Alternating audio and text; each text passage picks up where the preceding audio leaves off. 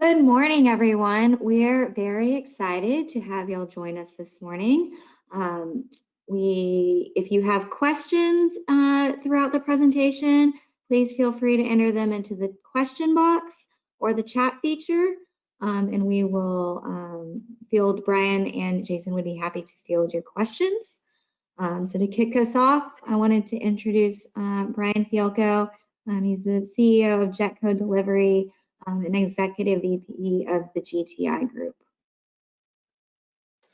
Thank you, Catherine. I'd like to thank everybody for making time to attend this webinar. We have a very special guest with us, Jason Miller. Jason received his PhD from The Ohio State University. He's a tenured associate professor at Michigan State University's Eli Broad College of Business. He studies and publishes in the areas of for-hire motor carrier industry topics, including productivity and efficiency, pricing, market, driver turnover, and safety.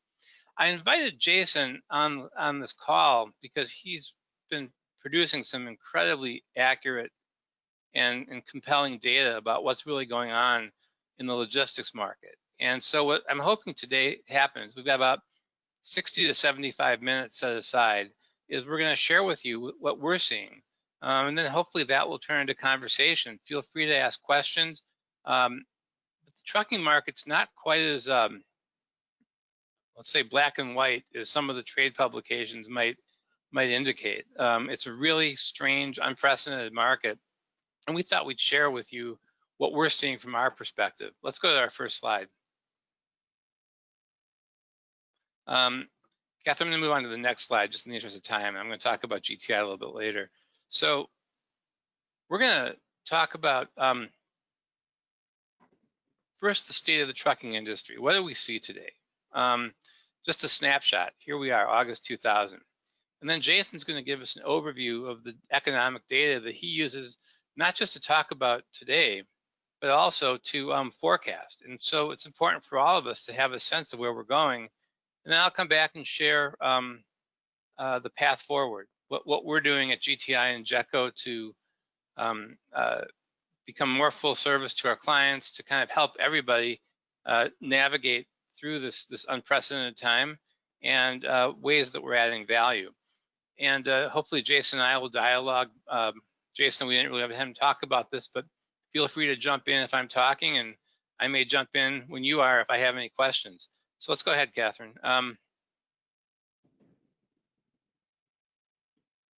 So this presentation, this slide is from January of this year. Where did we see the market, and what did we see happening in trucking in 2020? Overall, we were very optimistic. 2019, in many ways, was a rough year for trucking. The trucking market was soft. Over 800 trucking companies failed, either for economic reasons or for inability to afford or obtain insurance. A lot of changes in 2019, and this year was lining up to be a very strong year because we saw demand coming back and we saw capacity. In other words, number of seated trucks staying flat or continuing to decline. So supply and demand, basically, we saw trucking tighten up. So what we saw at the beginning of the year is that the clients who spent time and money on their safety culture were poised to win.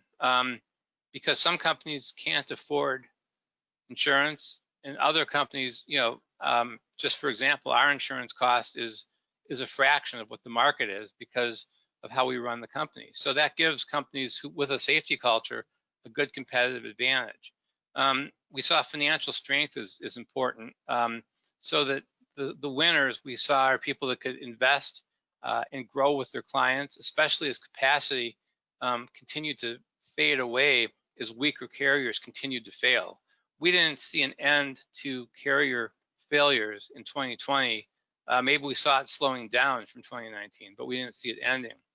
And then technology. I mean, technology, everybody talks about, but who's really doing something about it? And the whole idea with technology is a client-facing technology that lets our clients do more with less, that speeds up information and promotes transparency. So again, this was our view going into the year. This was our plan going into the year before any of us knew what words like social distancing or COVID even meant. Let's go to the next slide. Again, this talks about what we saw as the perfect storm, right? More capacity coming offline, more demand coming back. So that squeezes your demand for trucking. We saw rates going up, and we saw basically a repeat of 2018, if not something even more dramatic, if trucking company failures did not reverse themselves. So right now, a lot of the trade publications are talking about, it's a bull market. I don't think this is the time to be talking about bulls or bears. It's neither. It's a crazy mixed up market. It's not a bull market or a bear market in trucking. There are segments that are on fire, and there are segments that are slow. So this is a slide that I did a while ago for a presentation. And I said, there's not a trucking economy.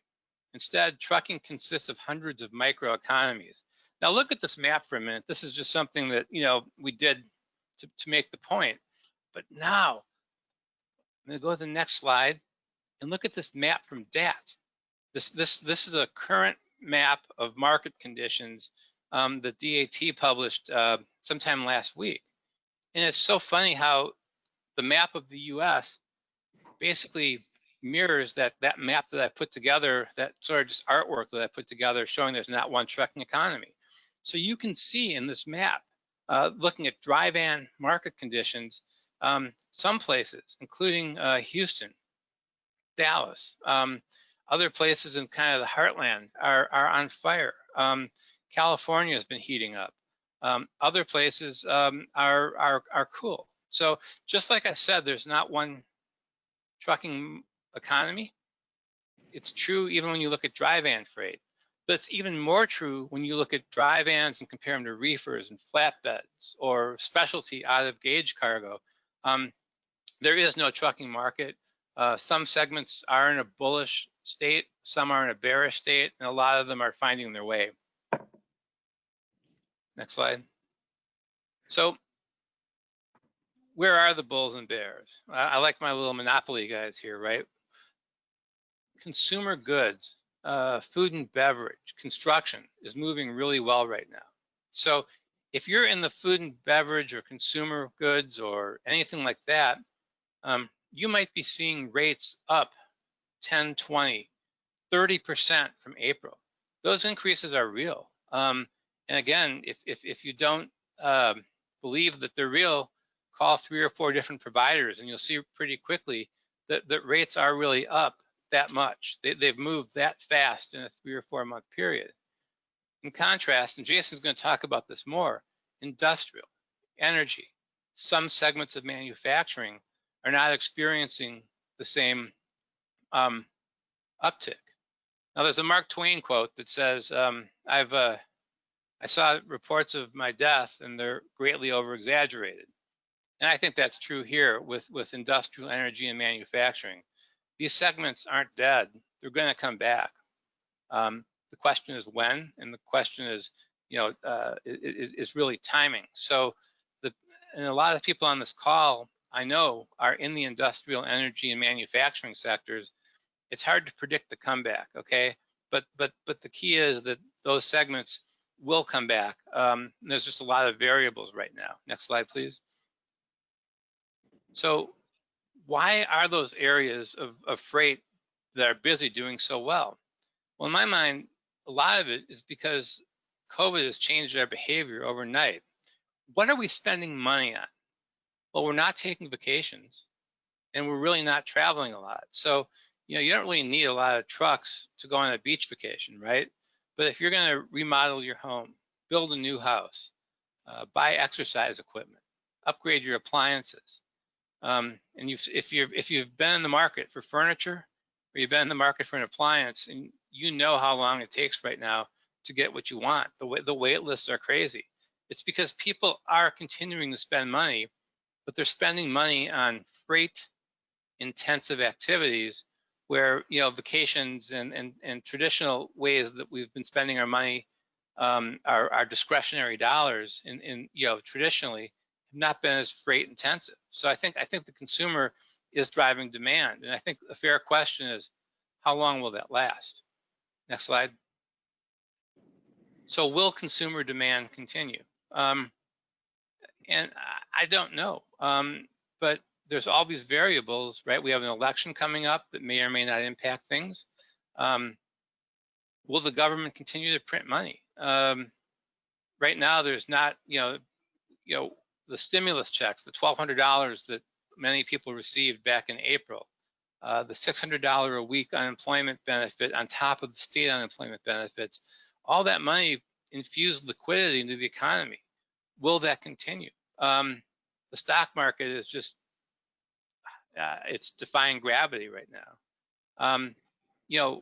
How's the intermodal system going to work? In other words, containers. There's a big container imbalance right now. How's that going to affect the ability to get goods to market? Then obviously the whole question about our relationships with China. So all these variables, it's hard to know whether consumer demand is plateauing or whether the consumer is going to continue to drive us all the way through the pandemic. It's a question that I think Jason will help us understand a little bit. Next.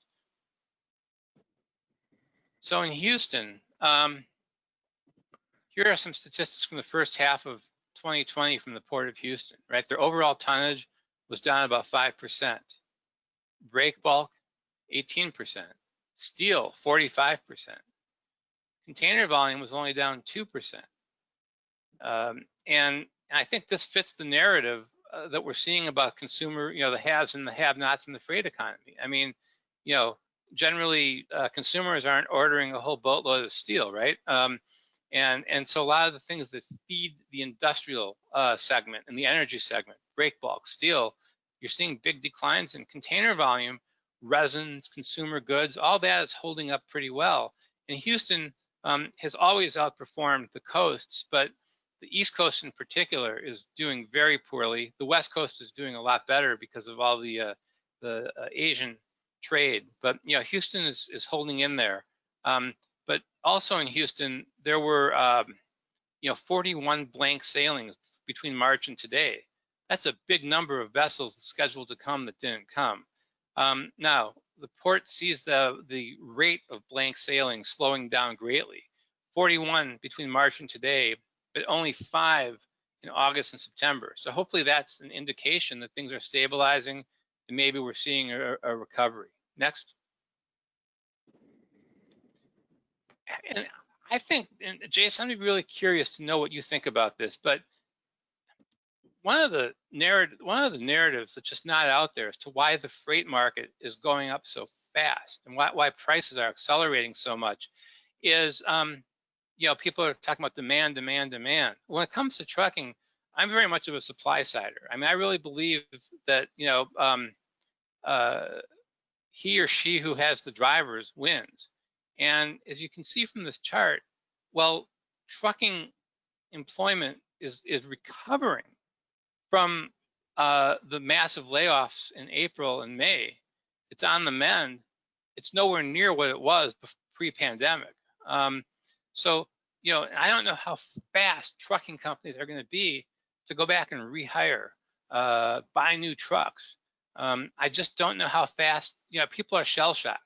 And I just don't know how fast people are going to come back and just say, all right, the pandemic never happened, so let's just forget about it. So you've got to look at demand. It's important, but I don't think there's enough being said about driver supply, which of course is an important part in dictating availability and dictating price. And I'll tell you some of the rates that I saw in March, April, May, you're better off parking your truck. Honestly, there's no reason to even put the key in the ignition for some of those rates. So, there's no reason for the trucking industry to rush back in only to drive the rates down to where they're hauling freight for practice. It just doesn't work that way.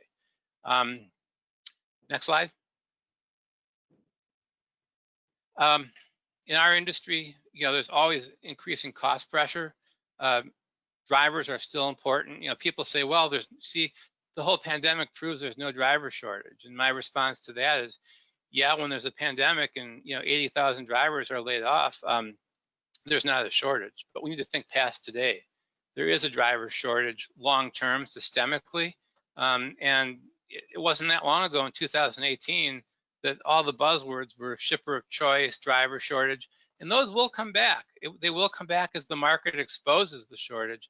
And insurance is an absolute nightmare right now. Insurance the whole litigation environment is a mess. So I'm moving away from a couple of the kind of COVID-related stuff. These cost pressures were here before COVID. They're here during COVID. They're going to be here after COVID. Next slide. So American Trucking Association is kind of predicting a driver shortage that, you know, gets into the mid 160s by 2028. And, you know, 2023, the prediction was 100,000. These aren't exact numbers. They don't really have it pinpointed, but the next slide shows you what they're thinking. And there's logic here. Why is there a driver shortage? Well, sure, people might leave the industry to go do something else. And yes, there's new regulations that are pushing drivers out of the industry. But the reality is where the real action is where the blue chart is. The real action is retirements. The demographics, the average age of a truck driver in the US today is 54 or 55 years old. We're not attracting new drivers fast enough. And because we're not attracting new drivers fast enough, the ATA can say, all right, these are the number of people that we think are going to retire every year. We're going to then add back the number that we hire, and that deficit's going to keep growing. So it's the real reason for the driver shortage isn't regulations. It's not that drivers can go do something else besides drive. While those are real things, it's demographics, plain and simple. And there's nothing I'm seeing that says that we're attracting drivers fast enough to address the demographic issue. Next slide, please. And we're in a nightmare of a litigation environment and a insurance environment. So nuclear verdicts, defined as a verdict that's over $10 million, are on the rise. I will argue, I don't have time to do it today, but anybody that wants to get on the phone, I will argue that the nuisance verdicts, you know, the verdicts that are 50,000, 100,000, are hurting the industry as much, if not more, than the nuclear verdicts. We're just it's just a bad litigation environment. And if you happen to live in Texas like we do, Texas is litigation hell. For being a business-friendly state, which Texas clearly is, it is a plaintiff's lawyer's dream. And it's an increasingly tough state to get a fair shake in the trial system. So this has to change. Next. And when I talk about insurance, you can kind of see nearly 42% premium growth from 2010 to 2018 for you know, on average. And from 2018 to 20, I don't have the slide, but those numbers are going up even more. And umbrella coverage, meaning coverage that's typically above $1 million of insurance, umbrella coverage is just becoming unaffordable for some. So it's a difficult situation. And if truckers are talking to you, remember 5 years ago in 2014, they'd be coming to you saying, oh my gosh, you know, fuel is $4 a gallon, $5 a gallon. They're probably not complaining too much about fuel these days. But if they're not talking to you about insurance and the litigation environment and the impact that's having on the rates that we have to pass through to you, that you have to pass through to your customers, they should be talking about it. Next slide. I'm going to move on to another slide in the interest of time. I'll categorize this slide as boring but important, so bear with me. At the end of September, the new hours of service rules kick in for truck drivers. And if you have a lot of questions about them, we can answer those offline.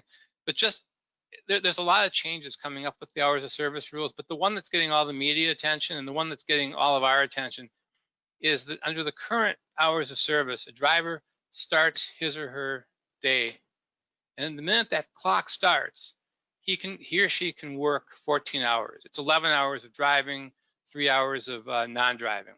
And after that 14 hours are done, the driver has to take a 10-hour break. Once that clock starts, you can't stop it. Under the new rules, it's the same 14-hour duty cycle. The driver can stop the clock.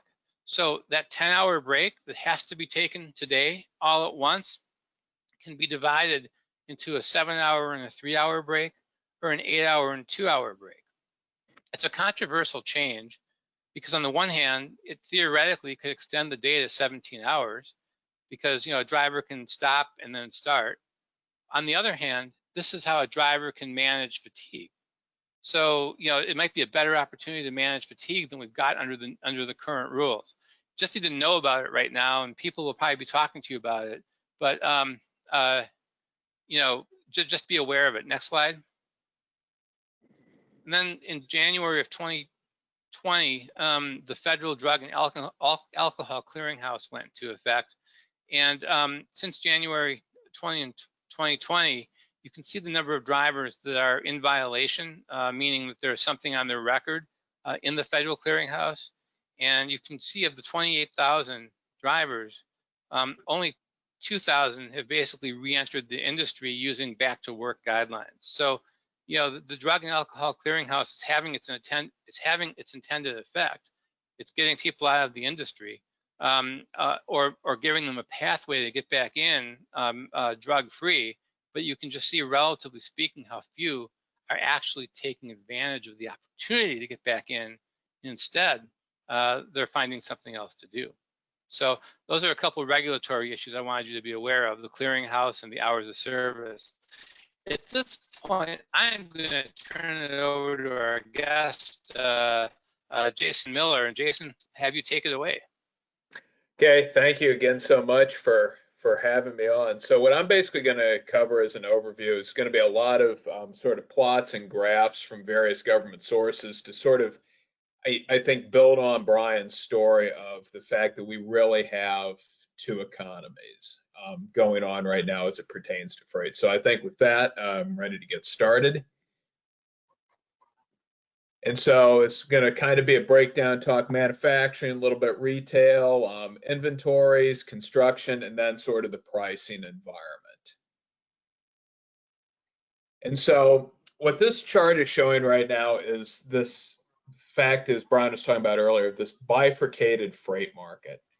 And so just to give a sense of what's going on, in this chart, what I've got for you is from different government databases. So the big four retail, what I've done is taken a combination of the what is called the warehouse club and superstore retail sector, which is your Walmart, your Target, your Costco, etc.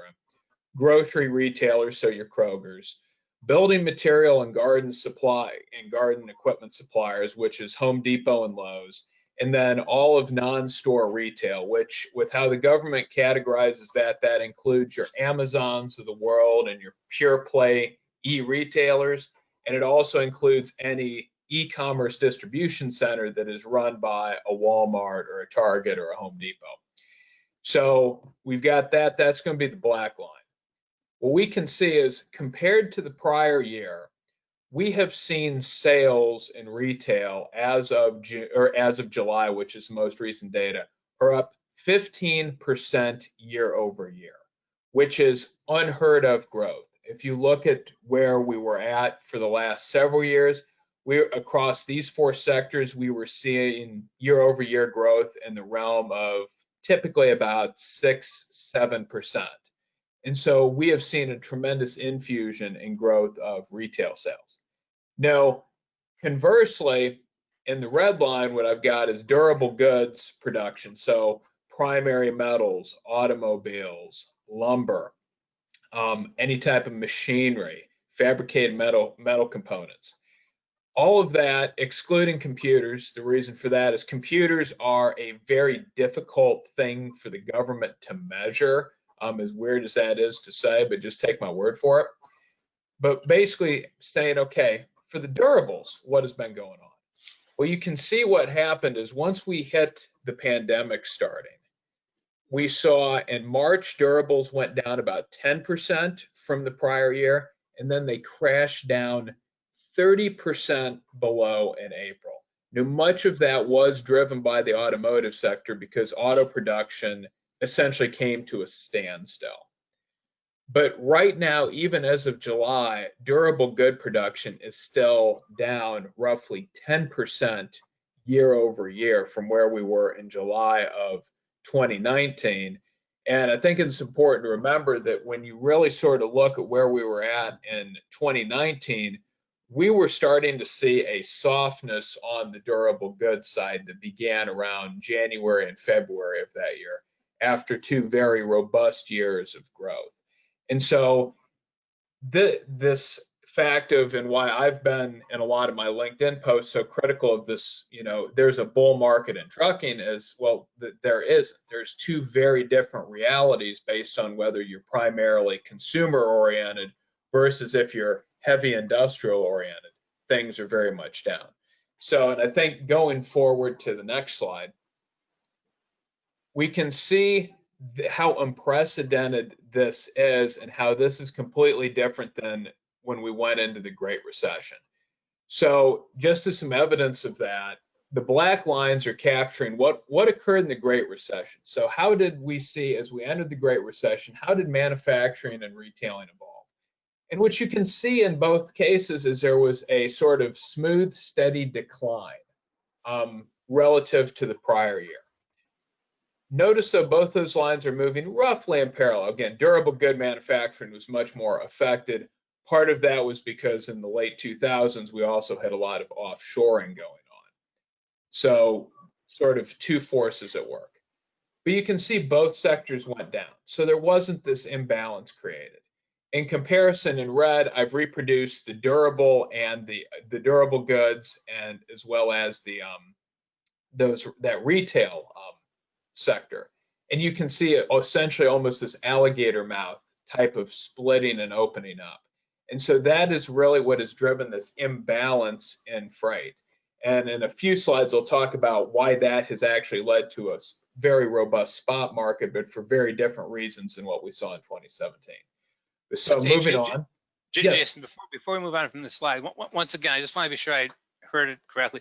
So what you're seeing is the graphs in black are from the Great Recession, so 2008, 2009, and you're saying that durable and retail sort of moved in tandem. I just want to be sure I understand the comparison you're drawing with today. Yeah, so basically we saw both sectors go down, smooth and steady during the Great Recession. And so that wasn't leading to this massive imbalance of freight that we see today, where we have a tremendous amount of demand from your Targets and your Home Depots, but you have very little demand, let's say, for primary metals. Thank you. And so one thing to recognize, that even when you start breaking down what's going on in durable goods, we see very different recovery patterns. So as an example, let's take as comparison primary metals, which I have in red, and then major appliances. So this is going to be refrigerators, washing machines, dryers, etc. Those are both being captured on the left y-axis. If we take a look at the purple line for major appliances, you can see that essentially major appliances have had fairly limited impact right now. I mean, they're operating essentially where they were last year. So again, from the industrial production data that the Federal Reserve collects, we see even though, major appliances are a durable good, they've been relatively unaffected. Take in comparison primary metals, so steel and aluminum production, which is still actually about the fourth or fifth largest manufacturing sector when it comes to driving ton mileage in trucking. We can see that that has crashed down almost 30% from where it was, and it hasn't really budged. So primary metal movements are down roughly 30% in comparison, and we're not seeing much of a rebound. Machinery is down roughly 20% from where it was in previously in 2019. Auto production was so extremely affected, I actually had to put it on another y-axis because it made this chart look insane. essentially in April, auto production was down 80% year over year, if you can believe that. 80% down. We're now, as of July, we were back, as this is going to sound hard to believe, at the same level we were in July of 2019. Now, the caveat is auto always has a very soft July. That's when a lot of the plant shutdowns take place. So there is a caveat of this was, if there was going to be a favorable month of comparison, it would be July. But that just provides a sense of how, even though durable good consumer side, motor vehicle production, at least as of July, is back to where it typically would be in 2019. Whereas, let's say, demand for steel and aluminum is still down 30%. And so I think. So I know you gotta wait for the numbers to come out in August, but do you think that auto really had a V? I mean, do you think that this V is going to hold up? That auto crashed for a few months and it's back to where it was? Is that sustainable in light of the overall economy? So I think part of the the benefit here with regard for the comparisons was the fact of, since April's typically a pretty good month, and we even could see production started going down in March when the shutdowns took place. We had consumers start buying cars, especially once the lockdowns lifted and we had such low interest rates and we had the stimulus checks that had went out. There was a backlog of demand that needed to be fulfilled. I do not foresee auto production going up to where it was in 2019. I don't see that, but I do believe that sector is going to have had a much more robust rebound than, say, again, primary metals or heavy machinery.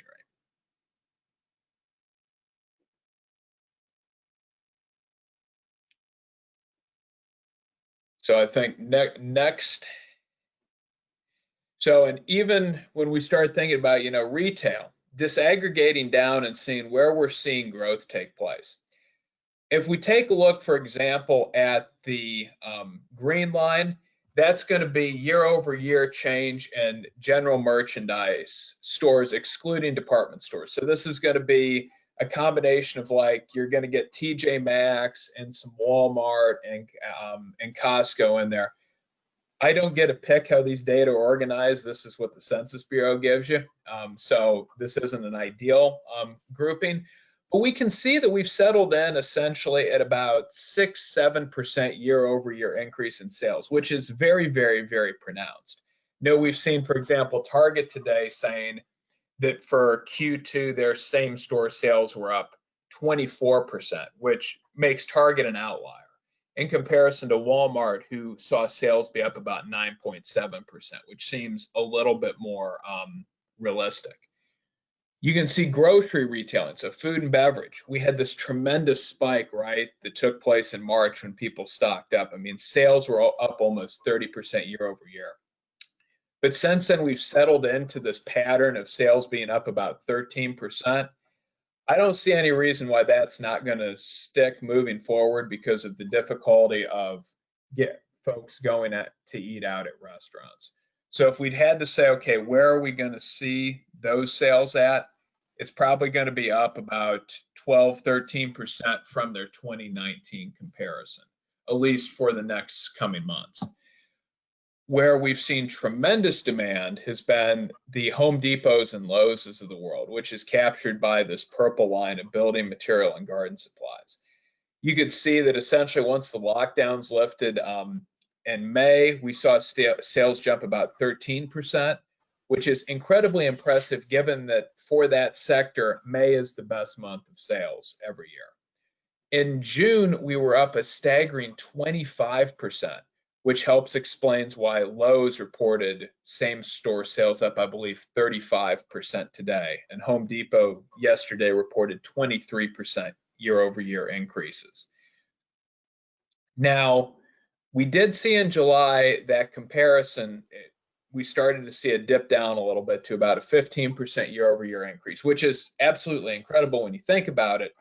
But this to me suggests that at least within this sector, we are maybe starting to see the consumer run out of steam a little bit. And the reason for that is just there's so much you can remodel at your home, and without additional government stimulus, it's difficult to see how that sector is going to be able to continue this sort of breakneck pace. So my expectation is, at least on real sales dollar terms, we're going to start seeing that sector start to slow down and come back to earth. Still at elevated levels, but not nearly as elevated as it was previously. Non-store retail, which how the government classifies that is, again, your Amazons of the world, but also any e-commerce DC from Walmart or Target. This data just shows how much of a tear e-commerce has been on. We've been up 25 to 30% year over year. Is that sustainable? Likely not, but I think there's no doubt to say that e-commerce is going to still be up at least through the rest of this year, 15, if not 20% on a year over year basis, just because so much more of what we are, buying is coming from those e-commerce DCs.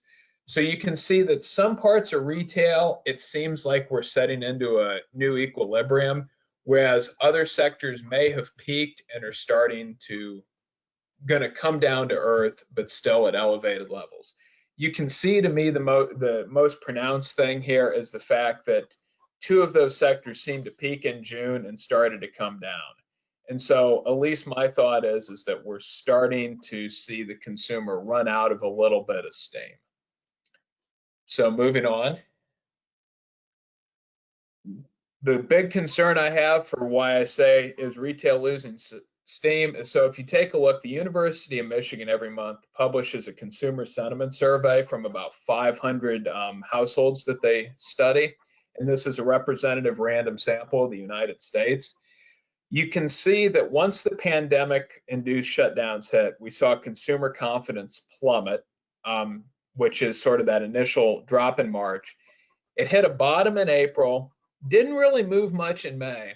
We saw a pronounced jump in June, though. So the consumer was starting to feel substantially better in June. And that's when a lot of states were reopening. And then the COVID surges took place again. And you can see sentiment plummeted down in July, and it's been essentially unmoved based on early August. So to me, this is why I'm saying I think the consumer is starting to run out of steam, because this decline in sentiment traditionally has always been associated with a drawdown of retail purchases. So without additional stimulus, I don't really see how the essentially sky high year over year gains are going to be maintained. So moving on. One thing I've read recently, and I sort of want to pop this bubble, has been this story about firms building up inventories. At least through June, which is the most recent data we have, but from the Census Bureau's monthly surveys of retail, wholesale, and manufacturing, on aggregate, that statement is not true. We can see in red that retailers have been liquidating inventories as quick as they possibly can. Merchant wholesalers have been decreasing their inventories as well. Manufacturing is a little different, because manufacturing inventory levels have stayed roughly the same, even though sales on aggregate are down. If you break that manufacturing sector apart a little bit more, what you see is happening is firms are stocking up a little bit on raw materials, whereas finished goods, they are trying to liquidate those out. So you can see a little bit of this uncertainty about, can I get my supply, is affecting the raw material stage. But so on aggregate, though, there is no evidence that inventories defined across all three sectors are being built up, especially because we're seeing retailers move to liquidate a lot of inventory right at the moment. So moving on. One of the bright spots, and Brian alluded to this already, has been construction. We can see with private residential spending on the left, and then private non-residential on the right, we're basically, at least on the residential side, we're right where we were in June as of where we were in 2019, which is incredible when you think about it. And then for non-residential, we are right where we were in 2018.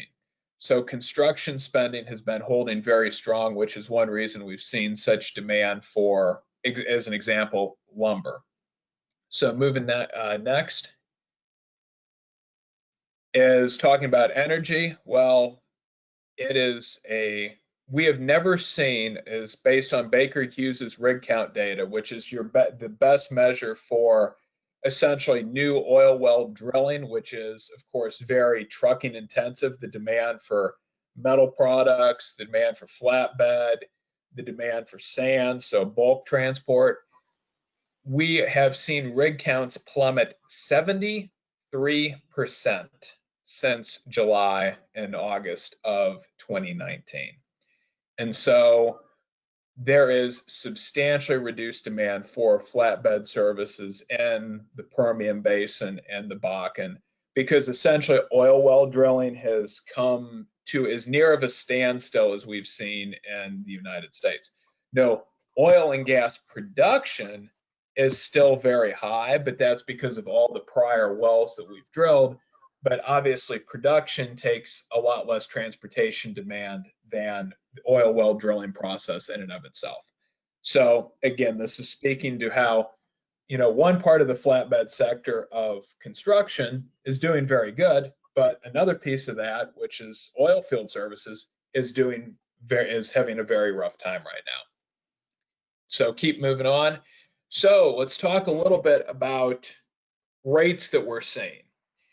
And it's sort of incredible what we've seen in the dry van spot market. So what I've done here is taken DAT's national dry van line haul spot price index, and I've provided both a seasonally adjusted version in red and then a not seasonally adjusted version in black.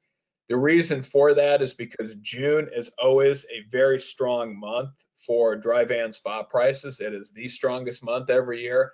So I just want to be able to maybe make those comparisons a little bit more informative.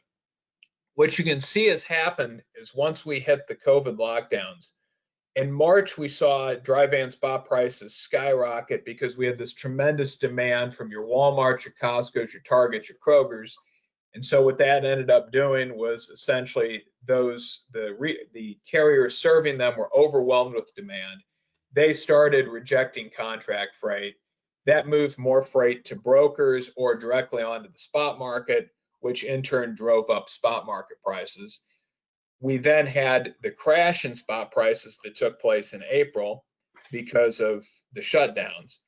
But since then, we've actually seen spot prices have an incredible rebound. And as of July, they had actually reached the level that we saw in July of 2018, if you can believe that, which was sort of the tail end of the strongest bull cycle that we had seen in trucking since, for sure, the Great Recession, but as far as I can tell, possibly the strongest bull market we had ever seen, but we don't have good data going back that far to really test that. Now, that probably sounds really strange to say, how could we have such robust spot prices? But this ties back to this issue of imbalance. So what you have happening here is you have certain sectors of the economy where freight demand is much higher than anticipated. So if you think about what happens, imagine I'm a carrier, I'm contracted for, let's say, 15 loads a week out of this Procter & Gamble manufacturing plant to this Walmart distribution center. Now I'm getting demand though for 30 loads a week.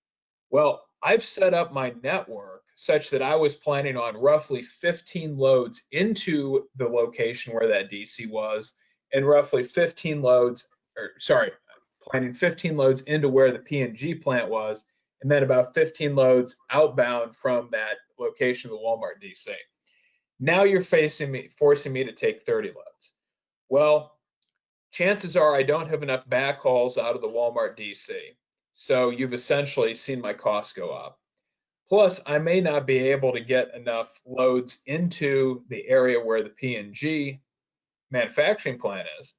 So my costs go up there because I'm having to run empty. So what am I going to do?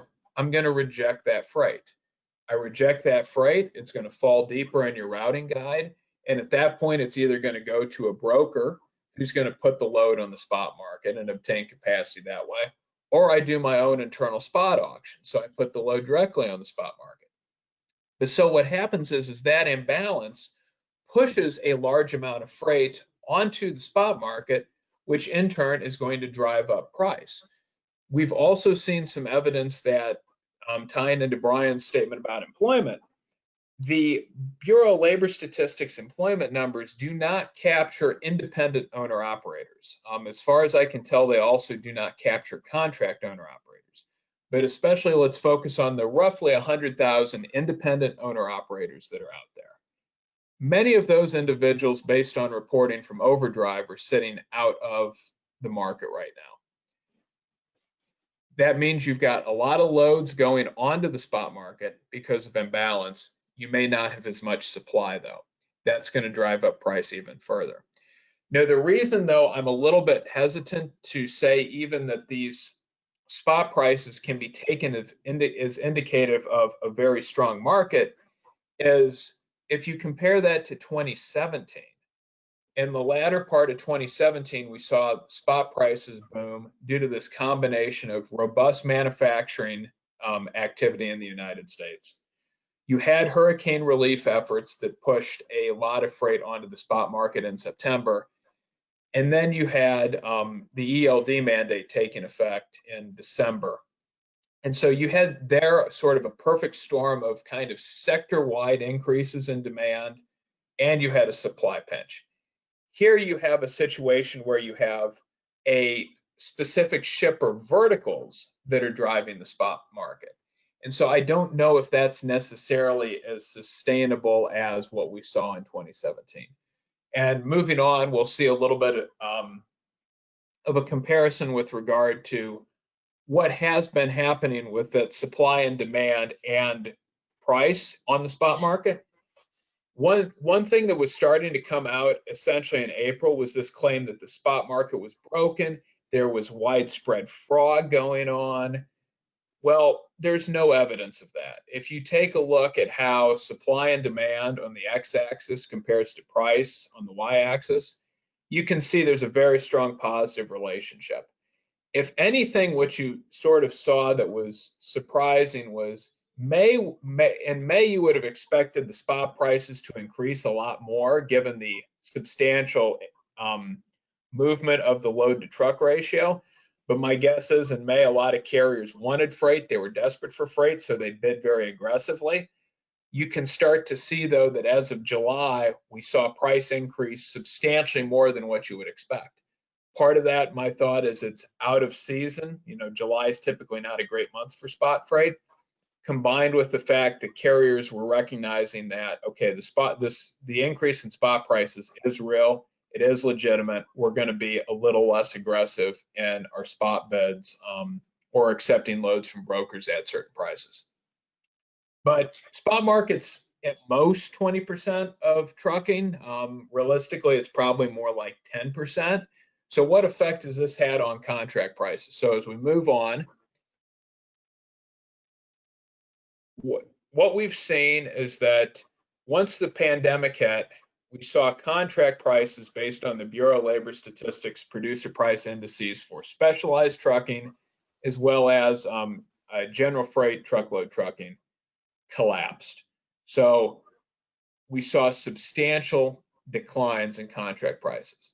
We essentially erased all of the gains as of June that we had seen through 2017. So basically that entire strong bull market, all the gains we had seen went away.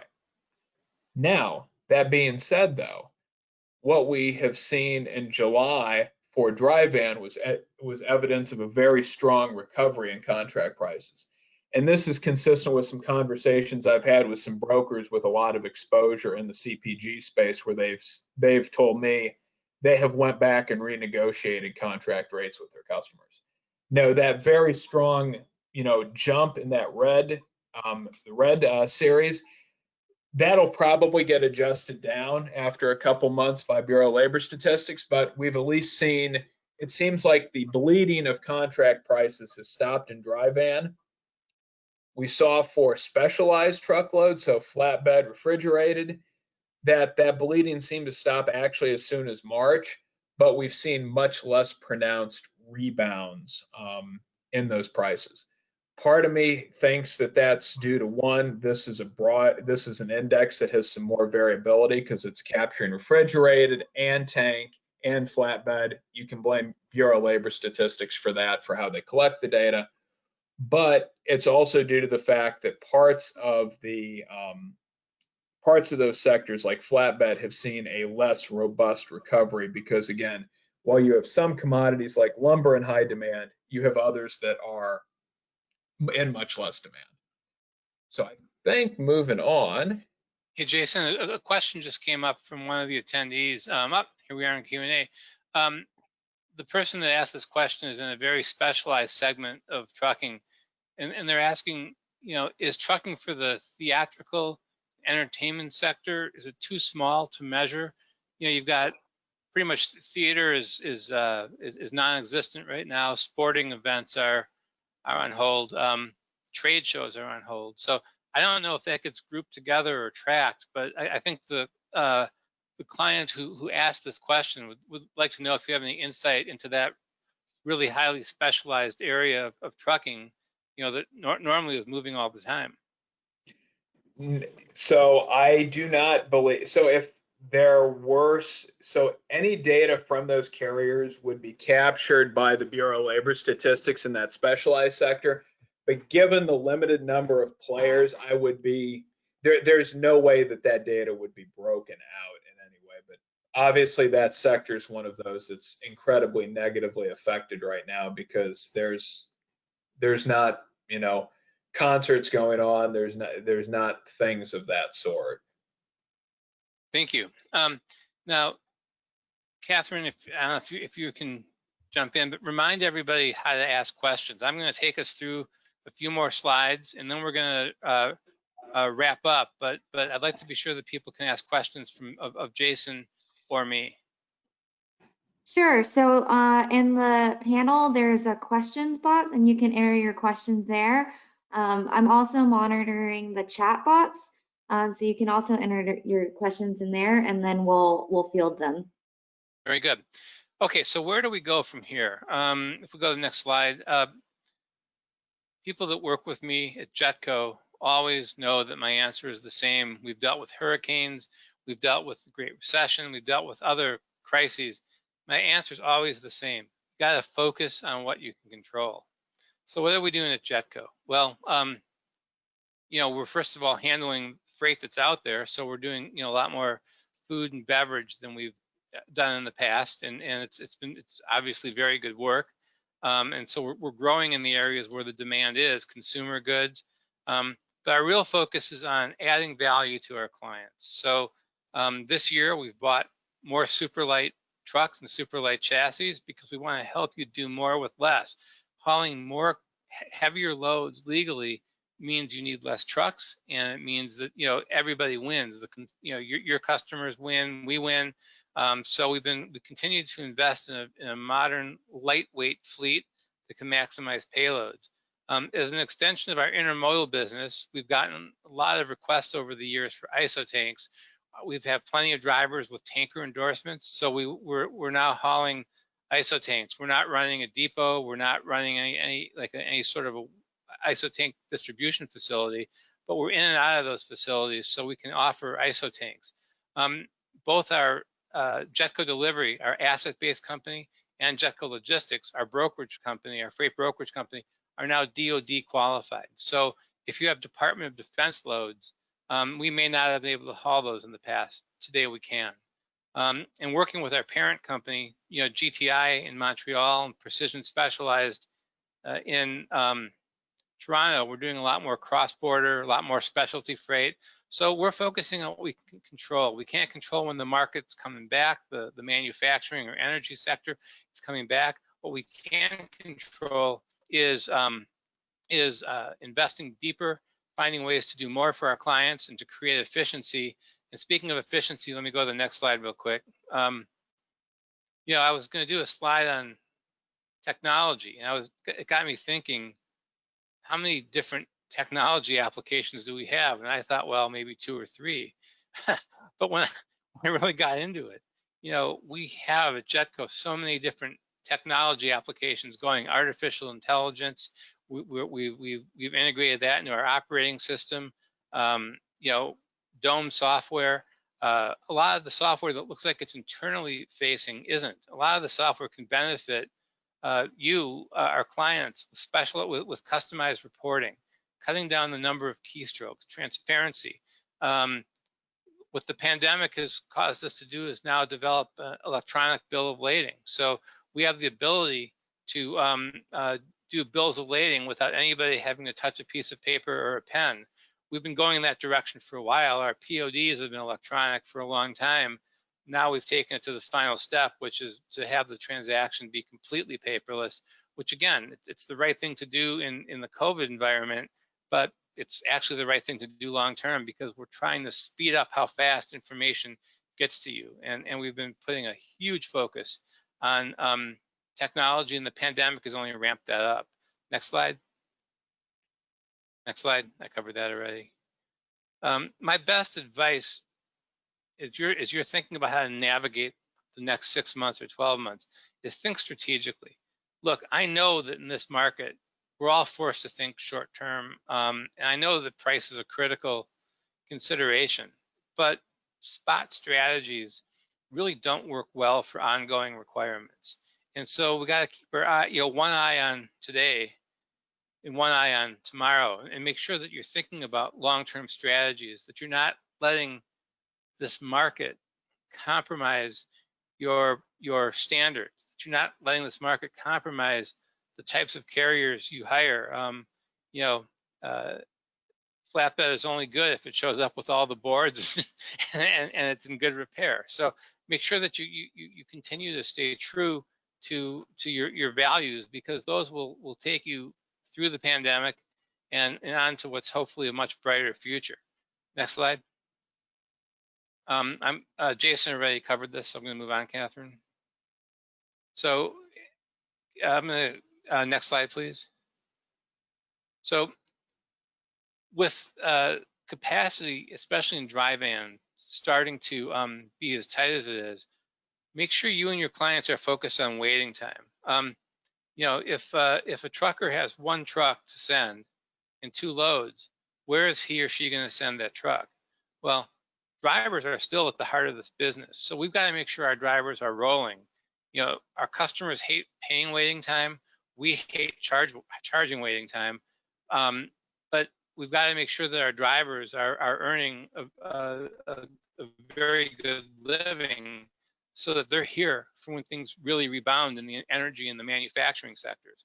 So get us in and out. Focus on waiting time. Waiting time it's a drain of everybody's resources. It's a big source of inefficiency. So help us become more efficient. It's a great way for us to give our drivers maximum pay without raising rates. Next. Some things that we continue to focus on. We were doing this before the pandemic. We're doing it more now. Is let's agree on key performance indicators, and let's have quarterly business reviews, so that we're always talking, so that we're always looking for ways to improve. This business is about squeezing inefficiency out and being as synced up as we can, because that's what really produces the best result for our clients. It's what produces the most economically efficient outcome for everybody. Some of the things that we keep seeing, the problems that we keep running into, are incorrect cargo descriptions, right? It means we send the wrong truck, the wrong trailer. So correct cargo descriptions, hazmat descriptions. We can only haul hazmat if it's completely documented properly. Another big issue, I think, on the coming slide is declared cargo values. Make sure that you know your cargo values and that we know your cargo values. Our terms and conditions provide for $100,000 of cargo value per load. If you need more than that, that's great. Just declare it and we'll make it happen. but don't assume that the cargo value is unlimited if the cargo value isn't declared. It's important to benchmark your carriers. You know, Jason, one of the things I've been really focused on is, you know, trucking companies received millions and millions of dollars during the stimulus, the funds that went out in April. And those stimulus funds were life support. So what happens is those funds dry up. And if some of these carriers don't rebound, you've got to make sure that your carrier's safety scores and performance profile is good. But I'd start to be asking questions about carrier's financial health too, because if you're dealing with somebody that's not going to be around to service you, that's a problem. I'm not trying to sound an alarm or push a panic button, but what I'm trying to say is that the stimulus money really propped up a lot of companies. And in the have-not sectors that Jason talked about, help us understand carrier health. That's something that we ask ourselves when we're looking at other carriers. Go ahead. This is also a great time to circle the wagons. Focus on improving risk management. So again, I talked about making sure that your cargo is covered for its full value.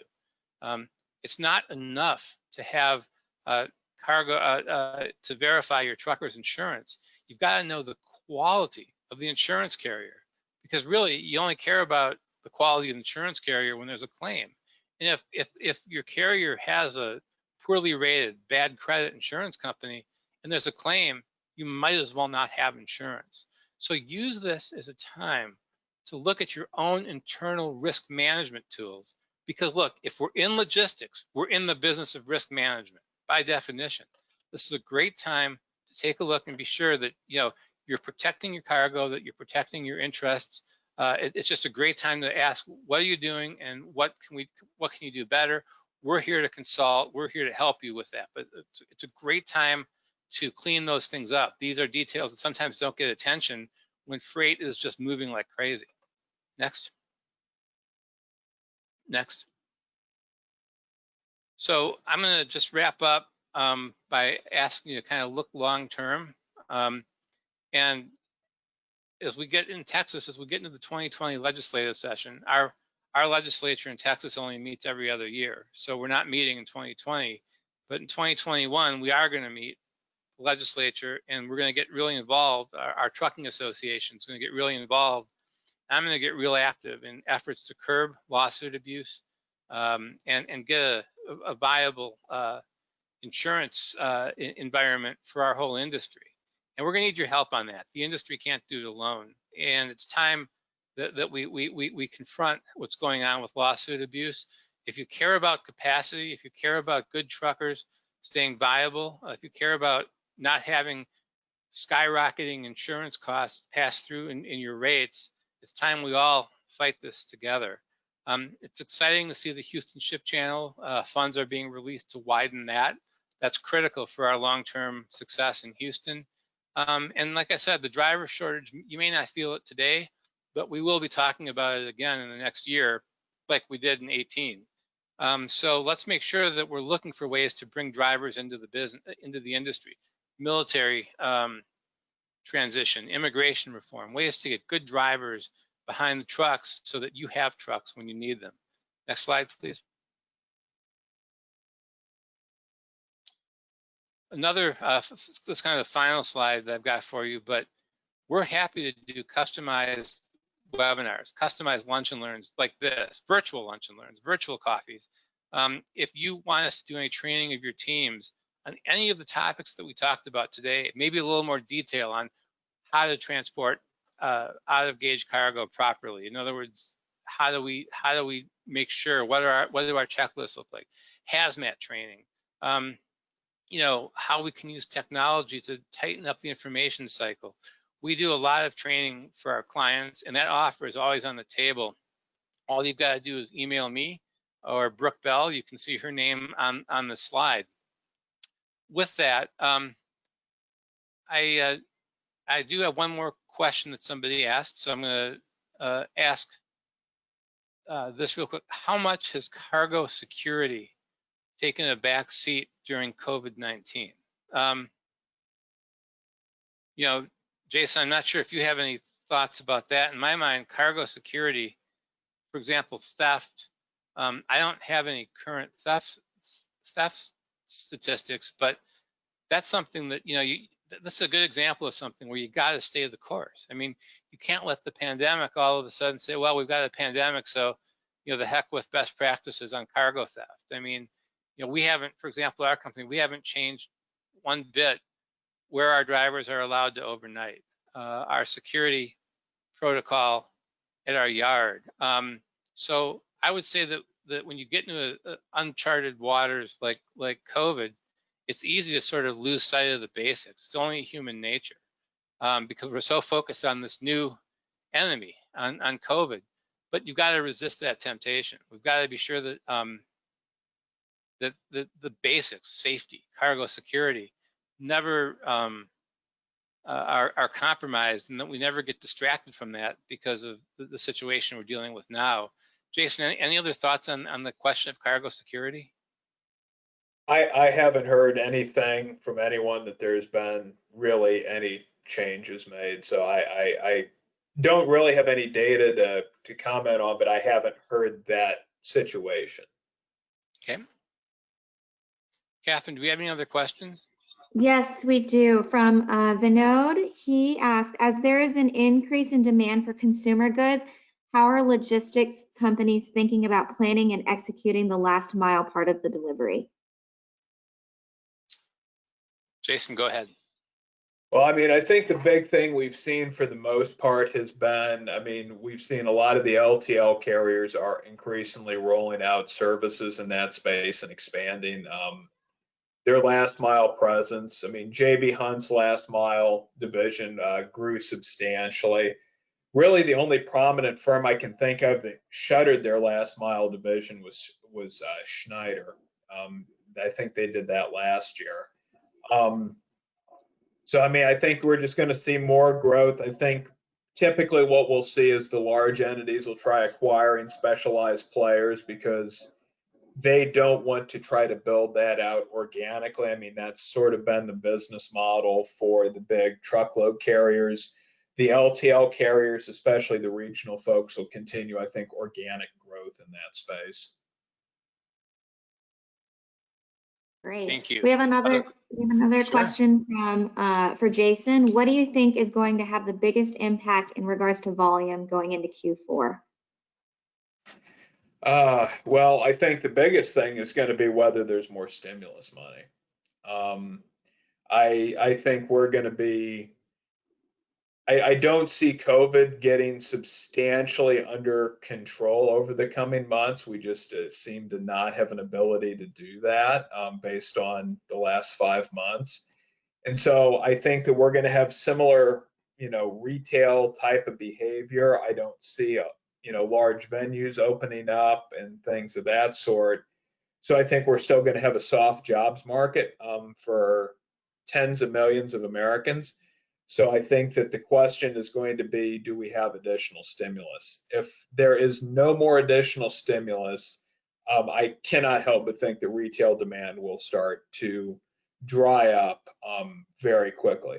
With additional stimulus, we obviously saw the folks spent a lot of money on certain sectors, so I wouldn't see why that would not continue. I think Jason, on the stimulus, and I'm kind of getting out of my league here, but my concern with the stimulus is how much longer can we print money? It will certainly buy us a quarter here or another, half year, but the real key is other countries have gotten a hold of COVID. We haven't, and I come back to that. I sort of think it's foolish to think that we can get the economy, the wings level on the economy, if we're not willing to make the sacrifices that we have to make to get control of COVID. And of all the most developed countries, it's hard to say that we're anything but holding up the rear. And so, I'm really afraid if our strategy is stimulus and to print money to get out of this, it's going to be a pretty long, hard battle. I completely agree with that. I am certainly not advocating that would be my preferred choice. I do not see what we do for the fact of so many Americans facing the reality that their jobs cannot exist while this disease is prevalent. And so I don't think we've ever had this type of situation where we're looking at, nightclub owners and bartenders and saying, well, your job literally cannot exist until we get this health crisis under control. I don't know what we do about that, but I certainly just think that the wild card with all of this has been the government stimulus has been completely unprecedented. And so that basically, we had to throw the rule book out for what we would typically expect with a recession, which is always recession happens, retail sales fall. This has been the exact opposite of that. And so to me, that's why I say that is the biggest wild card at the moment on the consumer side. Yeah, I agree. I hope the stimulus is, I think we need more. I just hope it's more focused, right? In other words, let's be real, not everybody needed the $1,200 check. And so hopefully the next round, they can be more surgical and take care of the people who, as you said, are out of work and their jobs aren't coming back soon, as opposed to kind of shotgunning and sending $1,200 to pretty much everybody in the country, including those who are gainfully employed and weren't impacted at all by COVID. So I hope we can be more surgical on the stimulus and we can focus more on fighting COVID, but still being very compassionate to the people whose jobs disappeared overnight. And you're right. Bartenders, nightclub owners, that's not coming back anytime soon. So, well, look, I appreciate everybody's time. I promised 75 minutes and we're about there. One thing I want to say about Jason is I got to know Jason on LinkedIn, and his posts on LinkedIn are fantastic. I encourage you to find Jason on LinkedIn and follow him, because the insight that he gave us today, he's giving us insight like that fairly often on LinkedIn. He's really become a valuable resource, and I think he's calling it like it is and really kind of giving people an accurate play of what's going on. At GTI and Jetco, we will continue to do these webinars as long as you keep coming. We'll keep doing them, and because we're learning together. We don't have the answers. We're learning together, and these webinars are a great way for us to show you what we're seeing, and hopefully after the webinar, there's dialogue that happens. We want to know what you're seeing. So if there are no other questions, I want to thank you so much for your time, and Jason, from everybody at Jetco, thank you for unselfishly spending this time with us. It was so valuable. I really enjoyed it. So again, thanks for having me. Thank you. Take care, everybody. Yep, take care.